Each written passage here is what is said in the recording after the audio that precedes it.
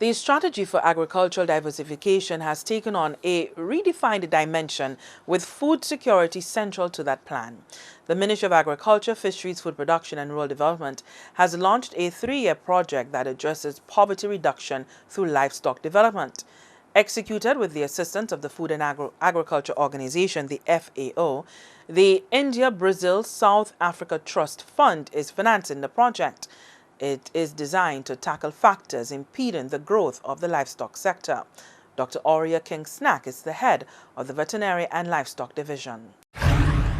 The high cost of production, competition with cheaper imported livestock products, absence of quality standards of production, processing and marketing, absence of appropriate slaughtering, processing and marketing facilities, the absence of effective livestock producer organizations, poor adaptation of improved production systems and technologies, the unavailability of good quality stock, declining available land for pasture development are just a few of the main constraints identified in the study as inhibiting factors to manifesting the true potential of the livestock industry.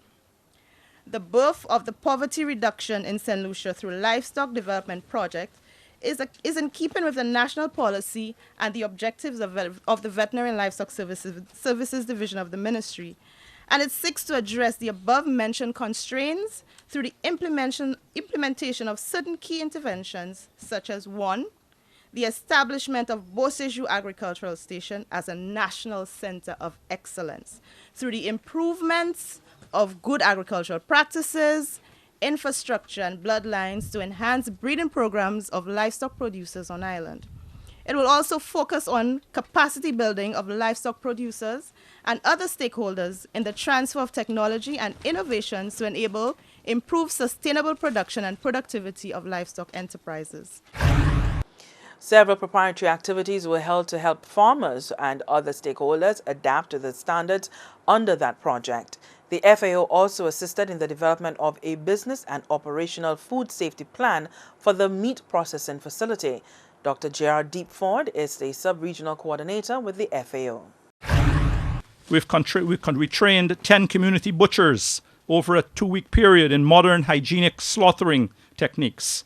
We assisted with preparation and training of codes of best practices, good agricultural practices for farmers producing small ruminants, pigs and poultry. We've trained plant and quarantine inspectors. We've trained livestock officers, as I mentioned a moment ago, in artificial insemination. And extension officers in St. Lucia were trained in the application of the livestock emergency guidelines and standards. What is this saying? This is saying that we're not starting from scratch, that there's a base in place on which we must build on. And this is if we use what has come before, we've got a chance of being successful with what we're starting today. And I'm very confident that this will in fact be done. Dr. Ford says the hope is that farmers will be able to meet local demand, not just on the shelves, but the hospitality sector as well.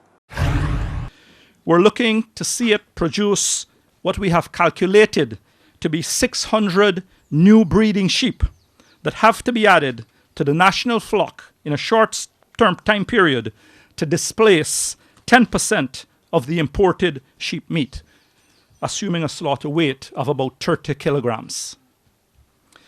This is the first target. We need to be more ambitious, clearly, than 10%.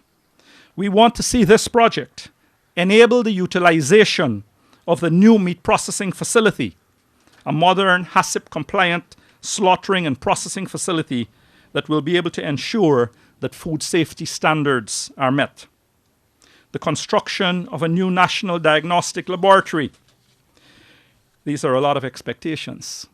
And we are looking to the IPSA Trust Fund project to establish Beausejour Livestock Station as a center of excellence for livestock production. Meantime, Agriculture Minister Moses Jabatis has called for a national shift in the consumption pattern, underscoring that over 80% of foods consumed here is imported. We can't call ourselves developed if we have that kind of situation. We can't continue driving Audis and all of the nice vehicles I see in the yard, and we boast that we are better than anybody else in the Caribbean. Yet, 80% of what we eat in our plates come from somewhere else. We have to get foreign exchange to purchase it. Clearly for me, the dependency ratio, how we depend on others for our own food, is very critical in terms of development. And for our government, this is very, very serious. Minister Jabati says there is a direct correlation between the sustainability of the agriculture sector, food security, and poverty. Food security is the most important platform for agricultural transformation.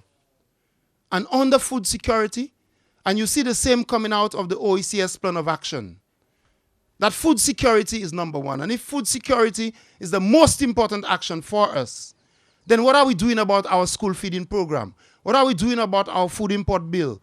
What are we doing about substituting wheat flour for cassava and so on? How are we connecting our schools to farmers? And what are we doing with the production of meat? So there are opportunities. Last year, chicken production increased by 13.9%. Egg production increased by 14%. Pork production increased by 16.6%. And employment in agriculture increased by 1%. So when you hear about unemployment everywhere, employment in agriculture increased by 1%. What's our responsibility as a government? What's my responsibility as minister? Well, for economic growth, we know when we become successful with projects like this one, more jobs will be created. We can say to the young man or the young lady who is living Beaufort Comprehensive that, hey, come, we'll teach you how to rear rabbits. We'll teach you how to rear goats. And we'll teach you how to maximize.